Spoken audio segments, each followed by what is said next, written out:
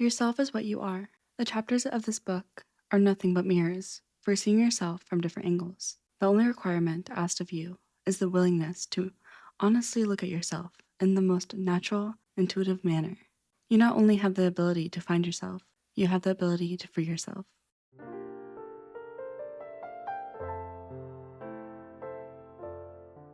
Hello, welcome back to the podcast. Today we're talking about the Untethered Soul. Of course, I will leave all the information to the book down below, and let's get started. I remember reading this book for the first time and being so amazed of the idea. We all have these little voices in our head, or at least I do. And in the book, he questions that voice, like, who is that? Is that me saying that? No, that can't be me. Like, I don't know where the voice is coming from. And I don't know how popular this book is, but I do believe that this book is wonderful for people who have problems with overthinking. It helped me with my anxiety, with negative, intrusive thoughts that come from nowhere. You will come to see that much of what your voice says is meaningless. Most of the talking is just a waste of time and energy. In fact, your thoughts have far less impact on the world than what you would like to think. And I know this sounds a little bit contradicting to my other videos, where I also do believe that our thoughts and our words can create our reality. But I'm going to give an example of me being on a plane. I think it was like a year or two ago. And I was playing this game called Royal Match. It's not sponsored, but it's like a phone game. And I remember hearing this voice in my head, and it said something like, if you lose this game, the plane is going down and we're all going to die. And since I was little, I've always had these intrusive, catastrophic, very negative thoughts. They come without me even them ever wanting to come. It's not something I want to think about. And I remember I did end up losing the level, and I started panicking, right? And from a different perspective, this is sounds like maybe crazy. This sounds maybe like so insane, I guess maybe. But when you have experienced these kind of catastrophic thoughts all your life and you start to believe them, it can be extremely anxiety filled and panicking.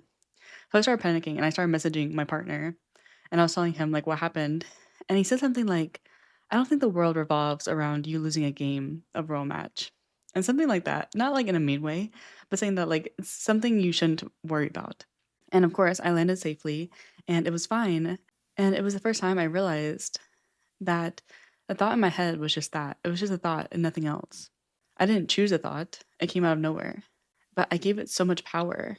And why? Now, I do believe if we choose a thought that we continue to tell ourselves, like, I am joyful, I love myself, I am successful, you will bring that because that's what you choose to think.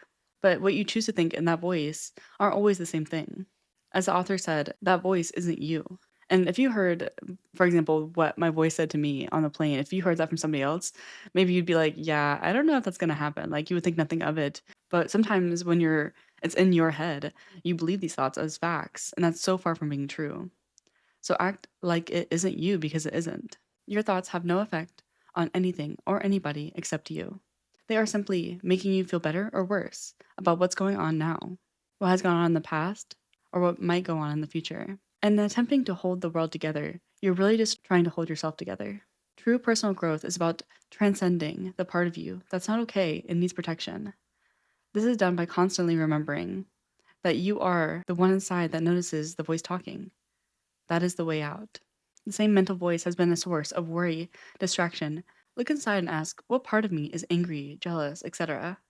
Who is that who is seeing this? Who notices this inner disturbance? Asking this is your solution to every problem. And so you kind of separate yourself from these feelings. To obtain inner freedom, you must objectively watch your problems instead of being lost in them. I remember like a long time ago, like a few years ago, when I had so much going on in my head, I literally felt like a prisoner trapped in my own mind. Like it would not stop. Like it would just be constant and constant and constant. My thoughts would be so loud that I would have to turn down the radio in my car just to listen to them and let them talk. And he says to call it your inner roommate, to just be aware of the talking. You never have to change what is outside, you have to change what is inside. Your inner roommate can ruin anything and everything without a moment's notice. And it generally does. Just spend a day watching. Think your inner monologues as a person next to you as a roommate. Don't try to make the person stop talking. Just try to get to know what you live with inside by externalizing the voice. Give it a body and put it out into the world like everybody else. Now make that person your best friend.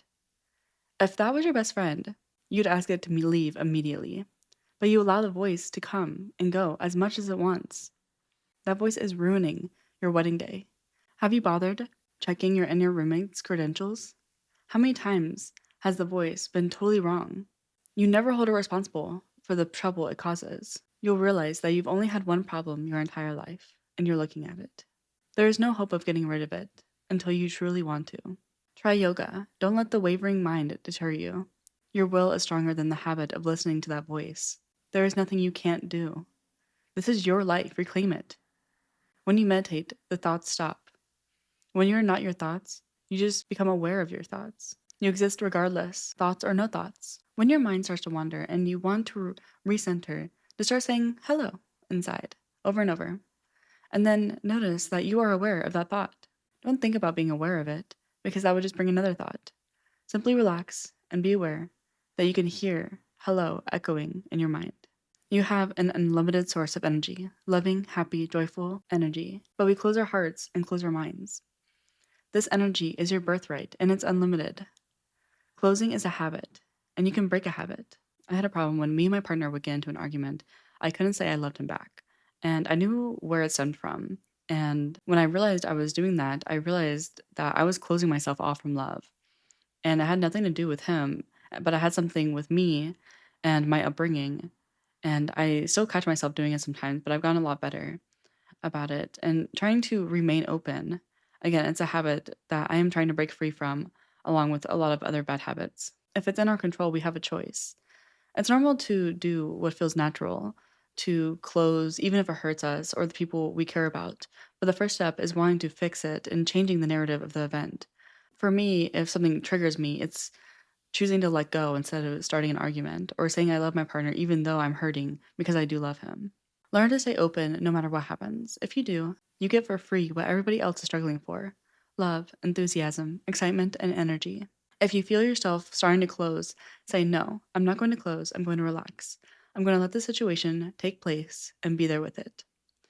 In time, you will forget how to close. Nothing is ever worth closing your heart over. When nothing is triggering you, you can live in the present moment. And he has an example of a man, and he's driving down the road, and he sees what looks like his girlfriend's car, same color and everything. It looks like two people were hugging in the front seat. And now you're thinking about that. Now you're no longer able to live in the present moment because that moment is lingering. You never mention it because you don't want to seem jealous. But then many years go by, and you're married to someone else, and you're much more mature. But then one day, you see that car, and you feel triggered. The author calls this blocked energy. And you can store positive impressions too, with a good memory. And the author calls this clinging, which is actually creates positive energy. Like when you think of maybe a trip you went on or your wedding day. But in both cases, you're not letting them pass. The alternative is to enjoy life instead of clinging to it or pushing it away. If the old energies come up because you were unable to process them before, let them go now. When you see that car or something that normally would trigger you, just smile. Just open, relax your heart, give, laugh, and do anything you want. Just don't push it back down. Of course, it hurts when it comes up. It was stored with pain. It's going to release with pain. You have to decide if you want to continue to walk around with stored up pain, blocking your heart and limiting your life. The alternative is to let go when it gets stimulated. It only hurts for a minute, and then it's over. You have a choice. And it might take a couple tries, and that's okay. You just trying is great. Just keep letting go. Just letting the voice talk. Let go of it immediately, because it will be harder to let go of later. Look up and relax. Open your heart and let it go. Don't get absorbed in it. Your body will heal itself. What's going on around me and the universe is none of my business. Decide that you don't want to suffer anymore. You must decide that you want to enjoy your life and that there is no reason for stress, inner pain, or fear. Enjoy your life. Don't ever fight the mind. Just don't participate in it. The only action you take is relax and release. Don't touch it, don't get involved with it, and don't try and stop it. Just let it go. It is just a temporary energy shift. Pain is not a problem. It is a thing in the universe. Laugh at it, have fun with it. Don't be afraid of it. It cannot touch you unless you touch it. You have a choice. Do you want to be happy or not? Life is meant to be enjoyed. You didn't get brought here to suffer. Death is a great teacher. Death makes us all the same. The sun shines on saints, just as it shines on everyone else. Nature gives and gives to whoever will receive. If you choose not to receive, it doesn't punish you. You punish yourself because you choose not to receive it. If you look at light and say, I'm not going to look at you, I'm going to go live in the darkness, the light just keeps shining. Your relationship with God is the same as your relationship with the sun. If you hid from the sun for years and then chose to come out of your darkness, the sun will be shining as if you never left. You don't need to apologize. You just need to pick up your head and look at the sun. If instead you allow guilt and shame to interfere, this is just your ego blocking the divine force. You can't offend God. His very nature is light, love, compassion, protection, and giving. You can't make him stop loving you. You can't make the sun stop shining on you. You just choose to stop looking at it. Let go of the idea of a judgmental God. You have a loving God. I really love the idea of death being a great teacher. It just shows us that at any moment our time could come. We really have no idea when. So just live as if, not like as if it's your last day, but just live with love and joy.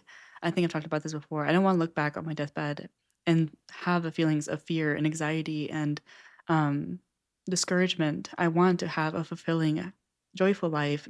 When I say joyful, I don't mean like rich as in money, which is great, but rich as in laughter, rich as in love, rich as in spending time with people that I am so blessed to have in my life.